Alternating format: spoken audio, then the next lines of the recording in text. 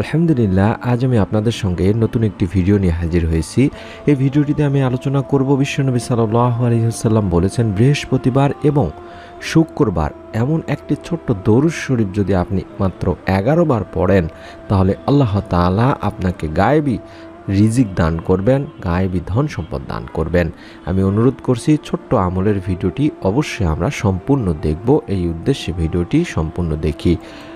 মহান রব্বুল আলামিন আল্লাহ তাআলা আমাদের জীবনকে দিন ও রাতে দুটি ধারা রেখেছেন, আর এর মধ্যে কিছু দিন এবং রাতকে বিশেষভাবে বরকতময় করেছেন। এতে যদি সঠিকভাবে আমল করি তাহলে দুনিয়া ও আখিরাতে সফলতা লাভ হবে। এমন একটি রাত হলো বৃহস্পতিবার রাত, অর্থাৎ জুমার দিনের আগের রাত। বৃহস্পতিবার সূর্যাস্ত থেকে শুক্রবার সুবহে সাদিক পর্যন্ত সময়টা অনেক গুরুত্বপূর্ণ। আমরা এই সময়ে আল্লাহ তাআলার কাছে বেশি বেশি দোয়া করব, তাওবা ইস্তেগফার করব, দরুদ শরীফ পাঠ করব। হাদিসে এই রাতের অনেক ফজিলত, বরকত এবং উপকারিতা বর্ণিত করা হয়েছে। এই রাতে বান্দার আমল আল্লাহ তাআলার সামনে উপস্থাপন করা হয়, এই বিষয়ে হাদিস রয়েছে। এই রাতে পুরো সপ্তাহের আমল আল্লাহ তাআলার সামনে উপস্থাপন করা হয়। এই জন্য বৃহস্পতিবার রোজা রাখতেন আমাদের প্রিয় নবী বিশ্বনবী সাল্লাল্লাহু আলাইহি ওয়াসাল্লাম। এই বিষয়ে নবীজি সাল্লাল্লাহু আলাইহি ওয়াসাল্লাম বলেন, বৃহস্পতিবার ও সোমবার আল্লাহ তাআলার সামনে বান্দার আমল উপস্থাপন করা হয়। তাই আমি চাই আমার আমল পেশ করার সময় আমি যেন রোজা অবস্থায় থাকি। সুনানে নাসাই 2358 নম্বর একটি হাদিসে বলা হয়েছে। আর দরুদ পাঠ করার বিষয়ে, জুমার দিন দরুদ পাঠ করার বিষয়ে বিভিন্ন হাদিস পাওয়া যায়। মহান রব্বুল আলামিন আল্লাহ তাআলার প্রিয় হাবিব রাসূলুল্লাহ সাল্লাল্লাহু আলাইহি ওয়াসাল্লামের উপর দরুদ পড়তে স্বয়ং আল্লাহ তাআলা নির্দেশ দেন। আল্লাহ তাআলা তাই তো পবিত্র কোরআনুল কারিমে বলেন, নিশ্চয় আমি আল্লাহ স্বয়ং এবং আমার ফেরেশতারা নবী করিম সাল্লাল্লাহু আলাইহি ওয়াসাল্লামের উপর দরুদ পাঠপূর্বক সালাম প্রেরণ করিয়া থাকি। হে মুমিনেরা, তোমরাও তাহার উপর দরুদ পাঠ করো এবং সালাম প্রেরণ করো। সূরা আহজাব আয়াত 56-তে বলা হয়েছে। আল্লাহ রাসূল সাল্লাল্লাহু আলাইহি সাল্লামের প্রতি মহব্বত নিয়ে দরুদ পাঠ করা একটি উত্তম ইবাদত বটে। আল্লাহ রাসূল সাল্লাল্লাহু আলাইহি সাল্লাম নিজেও দরুদ পাঠ করার জন্য তার উম্মতদের বলেছেন।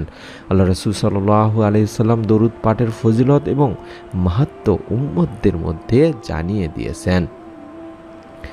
মহানবী সাল্লাল্লাহু আলাইহি ওয়াসাল্লাম বলেছেন, যেই ব্যক্তি আমার উপর মাত্র একবার দরুদ পড়ে মহান রব্বুল আলামিন আল্লাহ তাআলা তার উপর 10 বার রহমত বর্ষণ করেন। সহিহ মুসলিম শরীফের হাদিস। সুবহানাল্লাহ। দরুদ শরীফ পাঠ করলে সহজেই দোয়া কবুল হয়ে যায়। হযরত উমর বিন খাত্তাব রাদিয়াল্লাহু তাআলা আনহু বলেন, নিশ্চয়ই বান্দার দোয়া মনুজাত আসমান ও জমিনের মাঝখানে ঝুলানো থাকে, তার কোনো কিছুই আল্লাহ পাকের নিকট পৌঁছে না যতক্ষণ না বান্দা তার নবী সাল্লাল্লাহু আলাইহি সাল্লামের প্রতি দরুদ পাঠ করবে। তিরমিজি শরীফের হাদিস। তেমনি জুমার দিনে দরুদ পাঠের অনেক ফজিলত রয়েছে। শুক্রবার তথা জুমার দিন দরুদ পাঠের বিশেষ ফজিলত, তার মধ্যে আমি একটি হাদিস আপনাদের সামনে তুলে ধরছি। হযরত আউস ইবনে আউস রাদিয়াল্লাহু তাআলা আনহু থেকে বর্ণিত একটি হাদিসে রয়েছে, আল্লাহ রাসূল সাল্লাল্লাহু আলাইহি সাল্লাম ইরশাদ করেছেন, নিশ্চয়ই জুমার দিন শ্রেষ্ঠতম দিনগুলোর মধ্যে অন্যতম, সুতরাং সেদিন তোমরা আমার উপর বেশি বেশি দরুদ পাঠ করো, নিশ্চয়ই তোমাদের দরুদ আমার কাছে পেশ করা হয়। সুনানে আবু দাউদ হাদিস নম্বর 1047-এ বলা হয়েছে। অন্য আরেক হাদিসে হযরত আনাস রাদিয়াল্লাহু তাআলা আনহু থেকে বর্ণিত আছে, আল্লাহ রাসূল সাল্লাল্লাহু আলাইহি সাল্লাম বলেন, তোমরা জুমার রাত এবং জুমার দিনে আমার উপর বেশি বেশি দরুদ পাঠ করো। যেই ব্যক্তি আমার উপর মাত্র একবার দরুদ পাঠ করে আল্লাহ তাআলা তার উপর 10 বার রহমত নাজিল করেন। সুবহানাল্লাহ। আমরা বৃহস্পতিবার দিবাগত রাতে এবং জুমার দিন পুরোটাই সুবহে সাদিক পর্যন্ত বেশি বেশি দরুদ শরীফ পাঠ করব। অন্তত 11 বার এই ছোট্ট দরুদ শরীফটি পাঠ করে আমরা গায়েবী রিজিক আল্লাহ তাআলার কাছে চাইব, গায়েবী ধন সম্পদ আল্লাহ তাআলার কাছে চাইব দোয়াটির মাধ্যমে। যেই দরুদ শরীফটি আমরা পড়ব 11 বার, সেই ছোট্ট দরুদ শরীফটি আমরা সকলেই জানি, যেটিকে দরুদে ইব্রাহিম বলা হয়, আমরা নামাজে পড়ে থাকি। আমি অনুরোধ করছি আপনারা দরুদে ইব্রাহিম ইব্রাহিমটাই 11 বার পড়বেন। যে 11 বার দরুদ শরীফটি পড়বেন সেটা আমি একবার দেখায় দিচ্ছি, আশা করি আপনারা সকলেই জানেন। এই দরুদ শরীফটি আপনারা বৃহস্পতিবার এবং শুক্রবার বেশি বেশি পড়বেন। এই দরুদ শরীফটি 11 বার পড়ার পরে ছোট্ট যে দোয়াটি আছে সেই দোয়াটি আমি আপনাদেরকে পড়তে বলবো। দরুদ শরীফটি হচ্ছে আল্লাহুম্মা সাল্লি আলা মুহাম্মাদ ওয়া আলা আলি মুহাম্মাদ কামা সাল্লাইতা আলা ইব্রাহিম ওয়া আলা আলি ইব্রাহিম ইন্নাকা হামিদুম মাজিদ। আল্লাহুম্মা বারিক আলা মুহাম্মাদ ওয়া আলা আলি মুহাম্মাদ কামা বারাকতা আলা ইব্রাহিম ওয়া আলা আলি ইব্রাহিম ইন্নাকা হামিদুম মাজিদ। এই ছোট্ট দরুদ শরীফটি বৃহস্পতিবার দিবাগত রাত এবং শুক্রবার দিন সুবহে সাদিক পর্যন্ত বেশি বেশি পড়বেন, অন্তত 11 বার পড়বেন। এই দরুদ শরীফটিতে আমরা বলছি, হে আল্লাহ, তুমি মুহাম্মদ সাল্লাল্লাহু আলাইহি সাল্লাম ও তার বংশধরের উপর এই রূপ রহমত নাজিল করো যেমনটি করেছিলে ইব্রাহিম ও তার বংশধরের উপর। নিশ্চয়ই তুমি প্রশংসনীয় ও সম্মানীয়। হে মহান আল্লাহ, তুমি মুহাম্মদ সাল্লাল্লাহু আলাইহি সাল্লাম ও তার বংশধরের উপর বরকত নাজিল করো যেমন বরকত নাজিল করেছিলে ইব্রাহিম ও তার বংশধরের উপর। নিশ্চয়ই তুমি প্রশংসনীয় ও সম্মানীয়। এই দরুদ শরীফটি আমরা অন্তত 11 বার পড়ার পরে আল্লাহ তাআলার কাছে গায়েবী রিজিক চাইব। গায়েবী রিজিক পাওয়ার দোয়া এটি বলা হয়। সেই দোয়াটি আমি আপনাদের সামনে দেখাচ্ছি। এই দোয়াটি আমরা অন্তত 100 বার পড়ব।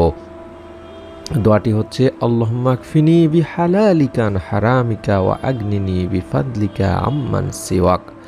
আমি আবার বলছি, আল্লাহুম্মা কফিনি বিহালালিকা আন হারামিকা ওয়া আগনিনি বিফাদলিকা আম্মান সিওয়াক। এই দোয়াটি গায়েবী রিজিক পাওয়ার দোয়া এবং ঋণ মুক্তির দোয়া, ধন সম্পদ গায়েবী ধন সম্পদ পাওয়ার দোয়া। কারণ একবার চতুর্থ খলিফা আলী রাদিয়াল্লাহু তাআলা আনহু এর কাছে এক ব্যক্তি ঋণ পরিশোধের জন্য কিছু সাহায্য চাইছিলেন। এই সময় হযরত আলী রাদিয়াল্লাহু তাআলা আনহু তাকে এই দোয়াটি শিখিয়ে দিয়েছিলেন এবং এই দোয়া এমন একটি দোয়া যে দোয়া পাঠ করলে আল্লাহ তাআলাই তার ঋণ মুক্তির ব্যাপারে দায়িত্ব নিয়ে থাকেন যদি তার ঋণ পর্বত সমানও হয়ে থাকে। সুবহানাল্লাহ, সুবহানাল্লাহ। তিরমিজি শরীফের 3563 এবং মুসনাদ আহমদ শরীফের 1321 নম্বর একটি হাদিস। যে দোয়াটি বললাম সেই দোয়াটি দেখাচ্ছি আমি স্ক্রিনে। এই দোয়াটি আমরা 100 বার পড়ে আবারও 11 বার দরুদে ইব্রাহিম পড়ব।